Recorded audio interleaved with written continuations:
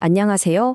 오늘 우리가 함께 파헤쳐볼 주제는 바로 장애 조치, 영어로는 failover입니다. 우리가 매일같이 쓰는 이 디지털 세상을 절대 멈추지 않게 만드는 눈에 보이지는 않지만 정말 중요한 기술이죠. 자, 그럼 한번 제대로 들어가 볼까요? 우리 다 이런 경험 한 번쯤은 있잖아요.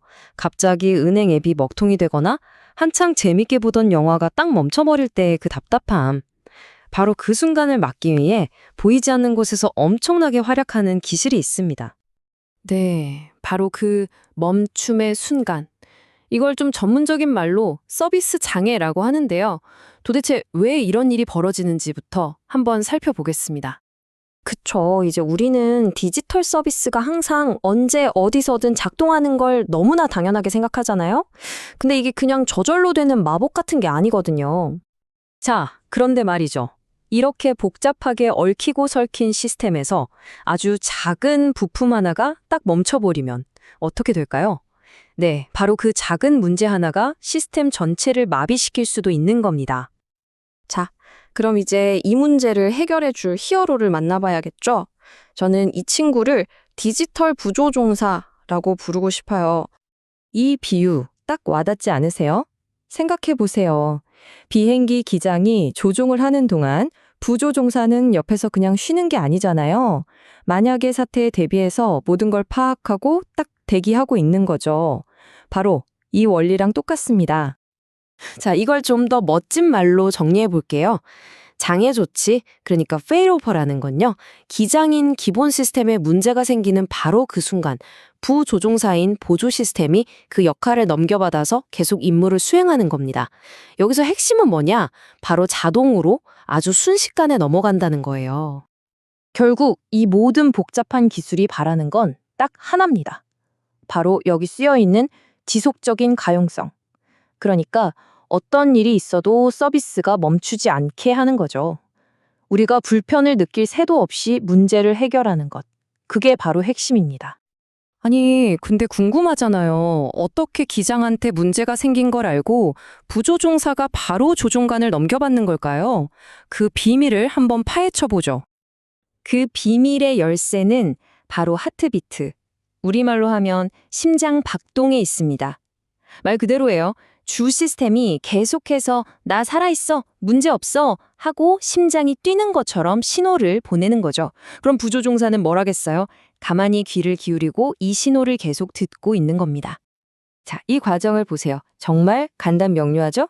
1단계, 기장이 정상적으로 비행을 하고 있어요. 2단계, 부조종사는 옆에서 기장이 보내는 나 괜찮아 신호, 바로 그 하트비트를 계속 듣고 있죠. 그런데 갑자기 3단계, 신호가 뚝 끊겨버립니다. 그럼 어떻게 될까요? 바로 4단계로 넘어가서 부조종사가 1초의 망설임도 없이 조종관을 확 낚아채는 거죠. 이 모든 게 눈 깜짝할 사이에 자동으로 일어나는 겁니다. 아, 근데 여기서 진짜 중요한 게 하나 있습니다. 만약에 기장이 보던 항로 지도랑 부조종사가 가진 지도가 다르면 어떻게 될까요? 큰일 나겠죠? 이것도 마찬가지예요. 여러분이 은행 앱에서 송금 버튼을 누른 바로 그 찰나에 시스템에 장애가 생겼다고 생각해 보세요. 근데 그 정보가 백업 시스템에 없다면 끔찍하죠. 돈이 그냥 공중분해되는 거예요. 그래서 이런 대참사를 막기 위해서 두 시스템은 항상 모든 데이터를 실시간으로 똑같이 복사하고 있어야 합니다. 이걸 바로 동기화라고 부르는 거고요. 자, 이제 이야기를 조금 더 크게 확장해 볼게요.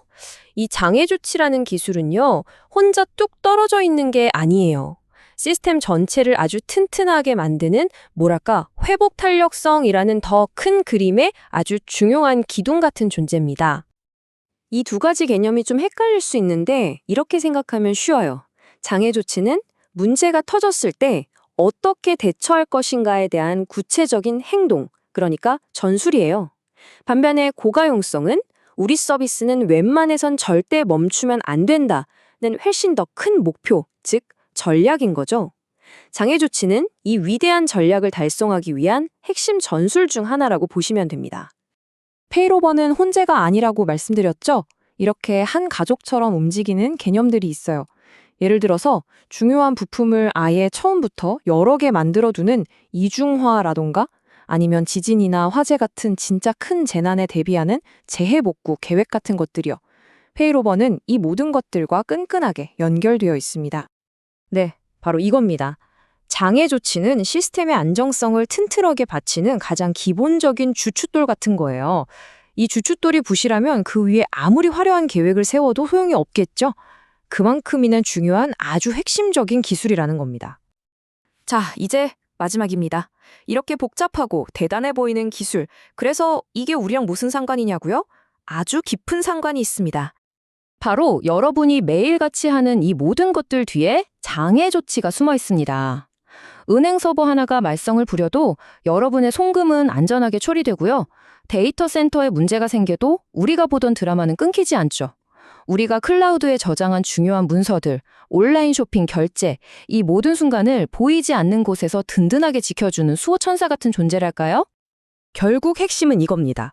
이 거대한 디지털 세상이라는 기계에서 작은 톱니바퀴 하나가 고장났다고 해서 기계 전체가 멈춰버리는 그런 대혼란을 막아주는 것. 그것이 바로 이 장애 조치 기술이 가진 진짜 힘이고 가치입니다. 자, 오늘 이야기는 여기까지입니다. 마지막으로 이런 질문을 한번 던져보고 싶네요. 오늘 우리가 알아본 이 페이로버 말고 우리가 알아채지 못하는 사이 우리의 디지털 생활을 안전하게 지켜주고 있는 또 다른 보이지 않는 수호자들은 과연 무엇이 있을까요? 한 번쯤 생각해보는 것도 재밌을 것 같습니다.